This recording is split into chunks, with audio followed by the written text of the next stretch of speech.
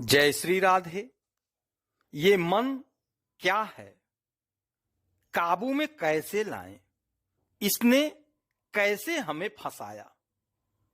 परम पूज्य श्री हनुमान प्रसाद पोद्दार जी महाराज कहते हैं, नदिया के पंडित श्रीवास गौरंगा के बड़े भक्त थे।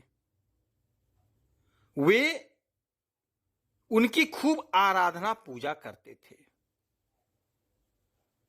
गौरंगा महाप्रभु बीच बीच में श्रीवास के घर पर कीर्तन करने जाते। इसी तरह एक दिन कीर्तन के लिए गौरांग उनके घर गए। श्रीवास के आंगन में सैकड़ों भक्त आनंद में विभोर हुए कीर्तन कर रहे थे। गौरांग को देखकर भक्तों के आनंद की मात्रा सीमा को पहुंच गई। उनका ब्रह्म ज्ञान जाता रहा।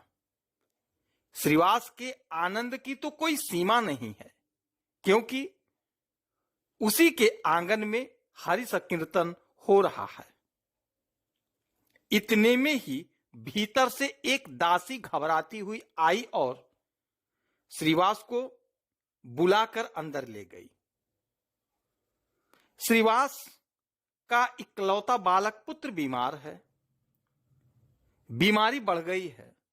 घर में बालक की माता और अन्य स्त्रियां बालक की सेवा में लगी हुई थी और श्रीवास निश्चिंत मन से बाहर नाच रहे थे। उनको मरणासन पुत्र की कोई चिंता नहीं है। वे जानते हैं कि प्रभु को सब कुछ करना है। प्रभु जो कुछ करते हैं हमारे मंगल के लिए करते हैं।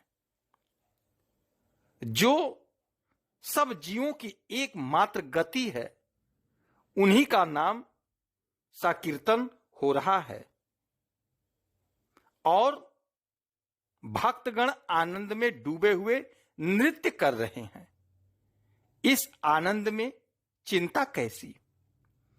दासी के साथ श्रीवास ने अंदर पहुंचकर देखा, बालक का अंत समय उपस्थित है।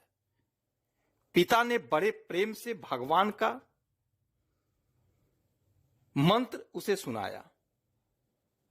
पुत्र को मृत्यु मुख में जाते देखकर उसकी माता तथा दूसरी स्त्रियों की आंखों से आंसू बहने लगे। श्रीवास ने कहा, जिसके नाम श्रवण मात्र से महापापी भी परम धाम को चला जाता है, वही स्वयं भगवान आज हमारे आंगन में नाच रहे हैं। तुम्हारे इस पुत्र के सौभाग्य के लिए ब्रह्मा तक तरसते हैं। यदि पुत्र पर तुम्हारा वास्तविक स्नेह है तो उसकी ऐसी दुर्लभ मृत्यु के लिए आनंद मनाओ। वह घड़ी आ गई। वह बड़ी ही शुभ घड़ी में जन्मा था, तभी तो आज भगवान के सामने उसका नाम कीर्तन सुनते सुनते इसने प्राण त्याग किए हैं। मेरा मन तो आज आनंद से उछल रहा है। यदि तुम लोग किसी तरह भी अपने मन को शांत कर सकती तो कम से कम जब तक कीर्तन होता है तब तक तो चुप रहो। कहीं बीच में रो उठोगी तो कीर्तन भंग हो जाएगा। मन को कीर्तन के माध्यम से रोका जा सकता है। इसे